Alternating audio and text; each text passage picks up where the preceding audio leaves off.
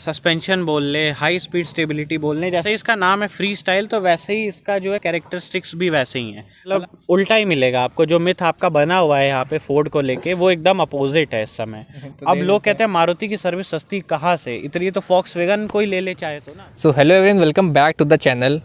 आज हम ownership review लेने वाले हैं फोर्ड फ्री स्टाइल का। अब ओनर हमारे पास यहाँ कृष्णा भाई हैं। तो कृष्णा भाई, सबसे पहले स्वागत है आपका हमारे चैनल पे भैया। Thank you. और कृष्णा भाई से पूछेंगे कि क्या गाड़ी में इनको, मतलब ये 2018 का वेरिएंट है, फ्री स्टाइल एब्सोल्यूट ब्लैक में आता है और ये पेट्रोल है। मतलब ये बहुत ज़्यादा ताजुब की बात है कि फ्री स्टाइल डीजल में बहुत ज़्यादा लोग लेते हैं और इनकी पेट्रोल में। खैर, सारा सवाल जवाब की प्रक्रिया आगे बढ़ेगी और इसी साथ हम वीडियो को स्टार्ट करते हैं। तो अब भाई की बात करें तो भाई का भी एक ऑटोमोटिव रिलेटेड चैनल है जिसका नाम क्या है भाई से आप सुनिए। ऑटोजेनिक है। पहले नाम किड्स ऑटोमोबाइल हुआ करता था, बट अब मैंने ऑटोजेनिक कर दिया। अब यही नाम रहेगा इस चैनल का। तो भाई का चैनल आपको टाइटल में मिल जाएगा, डिस्क्रिप्शन में मिल जाएगा। भाई को एक बार देखना ज़रूर। तो भाई, जैसे सबसे पहला सवाल आपसे ये है कि जब आपने सबसे पहले क्या सोच के आपने फ्री स्टाइल पिक की, तो अपने हमारे ऑडियंस को बताइए आप। तो सबसे पहले मेरा जब बजट था वो था 8 लाख के आसपास का जी। तो 8 लाख पे जब मैं देखने गया तो जैसे नॉर्मल कोई देखने जाता है, बलेनो अपनी हो गई, स्विफ्ट हो गई, ये सब दिखी मुझको। तो मारुति के शोरूम गए तो पहले बलेनो देखी, वो ठीक लगी थोड़ी। उस समय उतना पता भी नहीं था कि बिल्ड क्वालिटी ख़राब है, ये सब है 3 साल पहले। ठीक। फिर क्या हुआ कि जैज़ भी देखी। जैज़ थोड़ी एक्सपेंसिव पड़ रही थी। हाँ, तो वो 9 लाख के आसपास पड़ रही थी। तो हमें लेना था टॉप मॉडल ही, टॉप या सेकंड टॉप। हाँ, क्योंकि मेरे फादर को क्या था कि उनको ये चाहिए था, हम लोग गाड़ी लॉन्ग टर्म रखते हैं तो फिर टॉप मॉडल नहीं करना था। हाँ, टॉप मॉडल लेने पे क्या था कि फीचर्स जो है आज के सारे मिल जाएंगे, वो आगे तक रेलेवेंट रहेंगे, चलेंगे। एकदम सही बात। तो फिर इसीलिए उन्होंने बोला था जो लेंगे टॉप मॉडल लेंगे, या तो सेकंड टॉप या तो टॉप।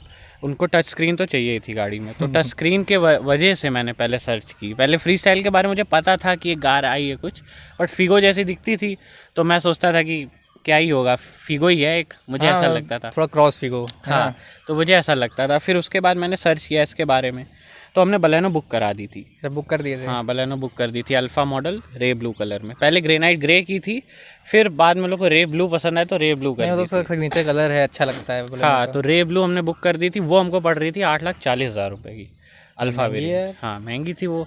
और उसके बाद टॉप है तो हाँ, टॉप थी। सही। पर इसका जब हम देखने गए तो 8,40,000 थोड़ा सा हम लोग के लिए ज़्यादा हो रहा था बजट। तो वही थोड़ा हम लोग सोच रहे थे। बीच में फिर वीडियोस आने लगे बलेनो के, वो जो एक्सीडेंट वगैरह के।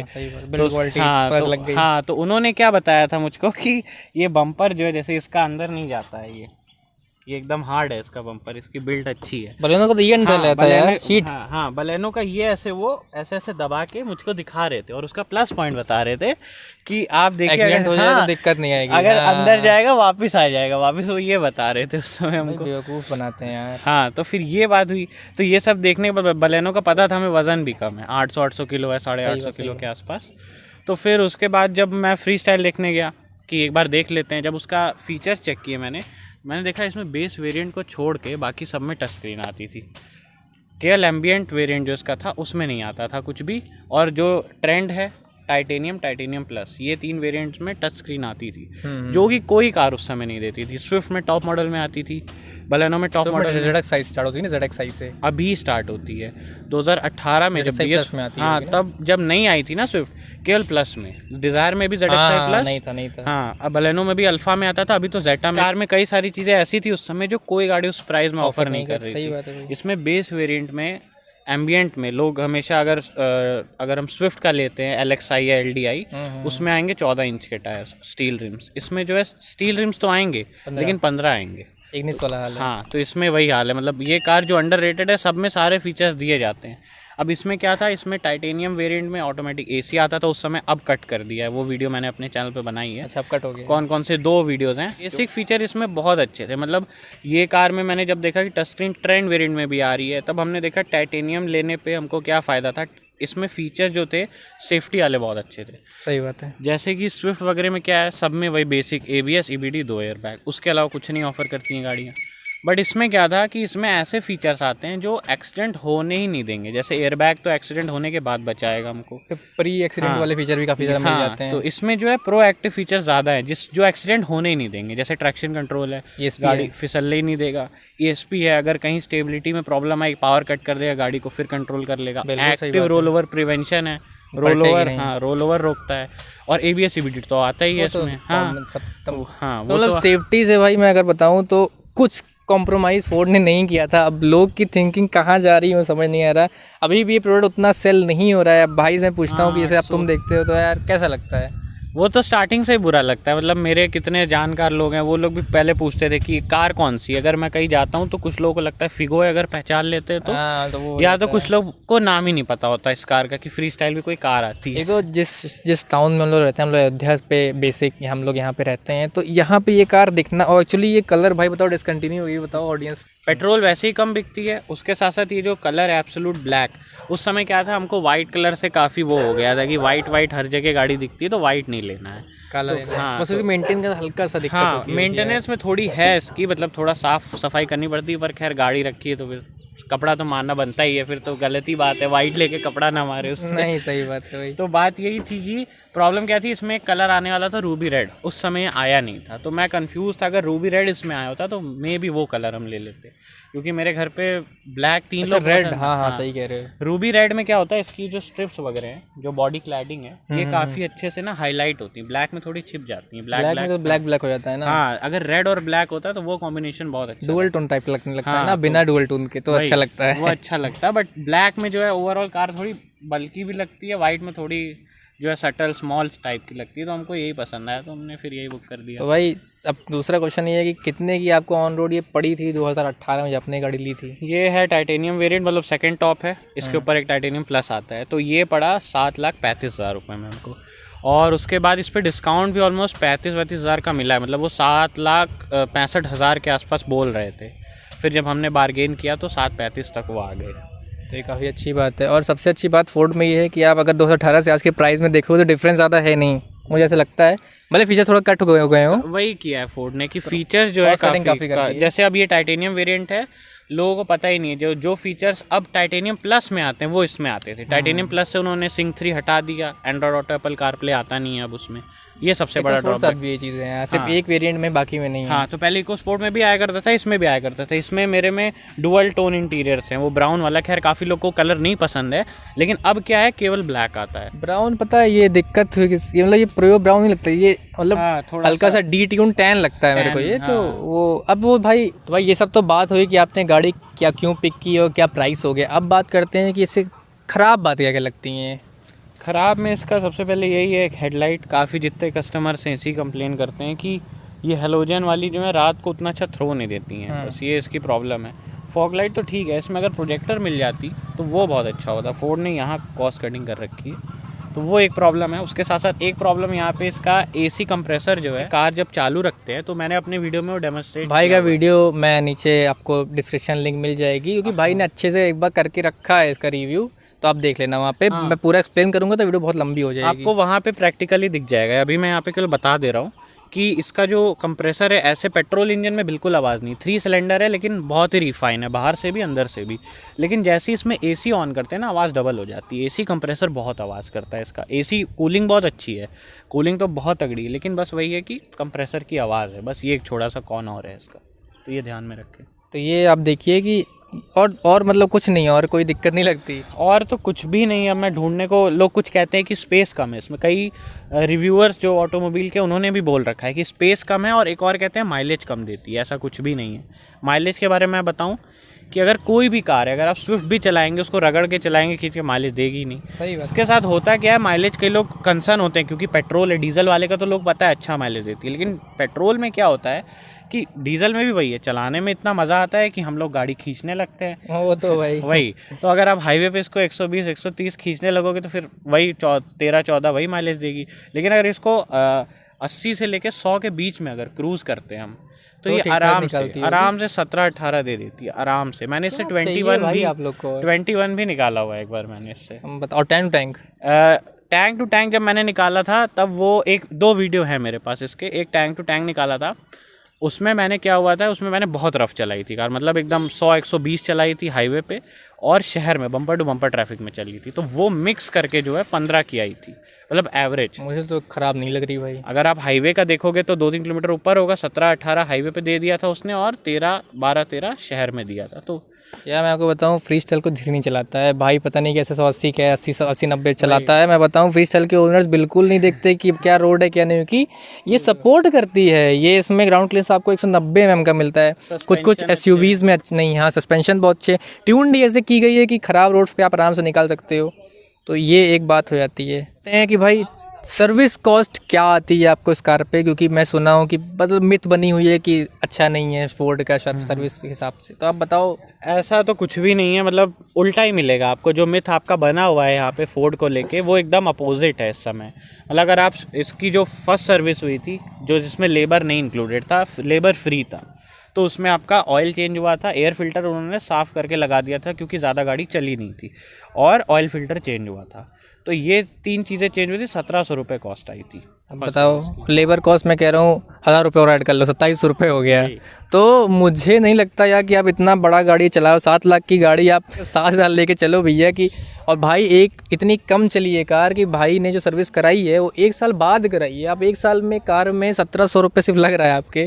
मुझे तो भाई जस्टिफाइड लगा। अगर 10,000 चला के कोई 2 बार 10,000 चलाता है तो डेफिनेटली वो डीजल ही खरीदेगा। पेट्रोल वालों की लगभग इतनी रनिंग होती है, या तो 20-25 हज़ार और थोड़ा चला देंगे, वरना 20,000 ये कार चली है, 3 साल होने वाले हैं इसको।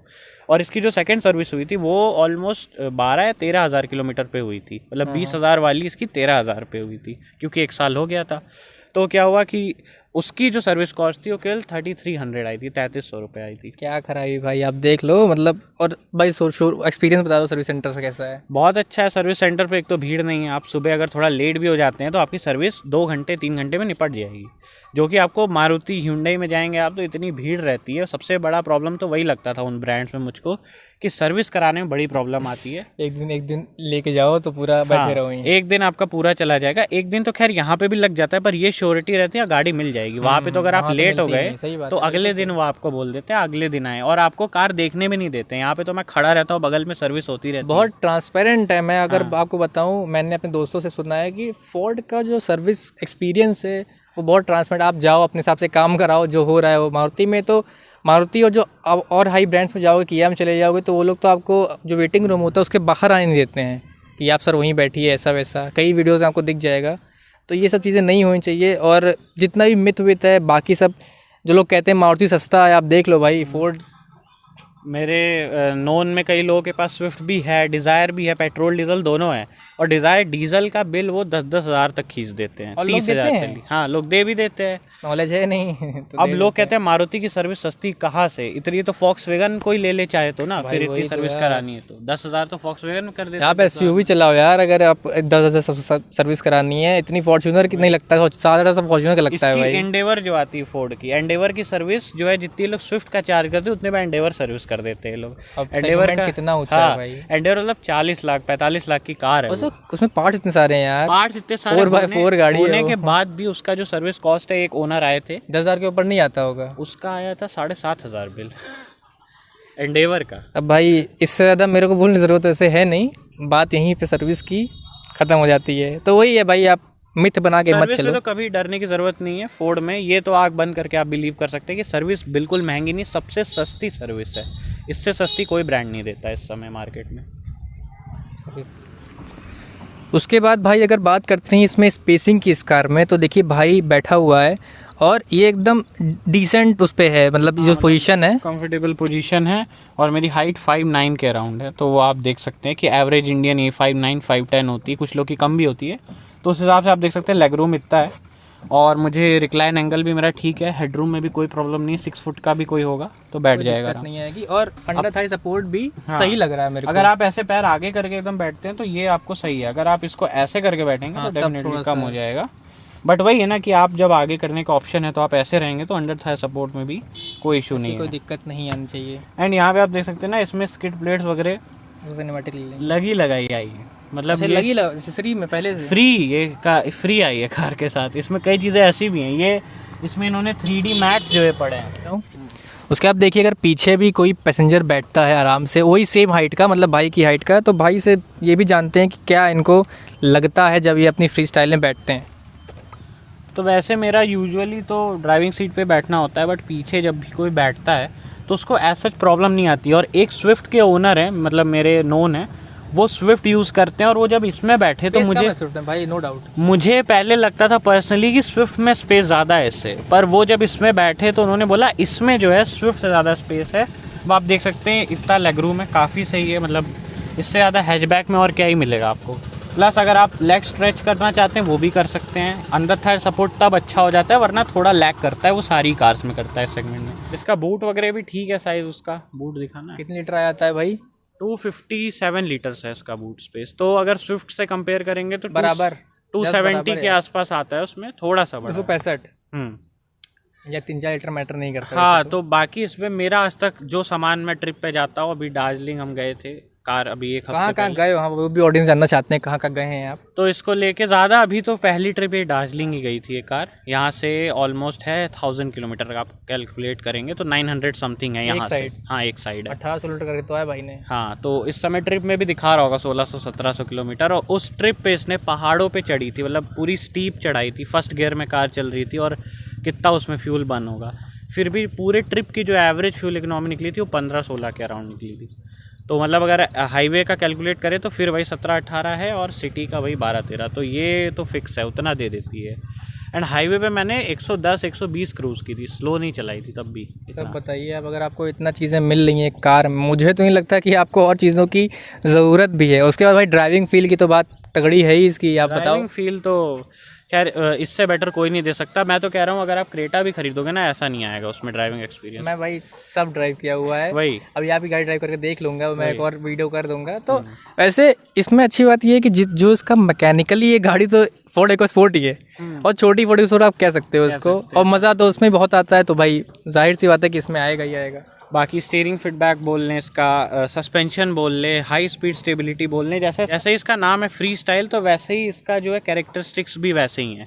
मतलब आप इसको शहर में भी चला सकते हैं, डायमेंशंस बहुत बड़े नहीं है तो ईजिली चला सकते हैं। ख़राब रास्तों पे चला सकते हैं क्योंकि ग्राउंड क्लियरेंस ज़्यादा है, लेकिन ग्राउंड क्लियरेंस ज़्यादा होने के बाद भी इसमें बॉडी रोल नहीं मिलता है। सबसे बड़ी बात ये है, अगर 100 पे हम ऐसे मैनूवर करते हैं इसको नहीं आता बॉडी रोल ज़्यादा, तो हाईवे पे भी काफ़ी स्टेबल चलती है, मतलब ये तीनों जगह चल जाती है। तो इसमें सबसे अच्छी बात ये है, ना शहर में प्रॉब्लम है, ना ही ख़राब रास्तों पे प्रॉब्लम है, और हाईवे पे भी कोई प्रॉब्लम नहीं है, स्टेबल है। तो क्या ख़राब है, आप देख लो।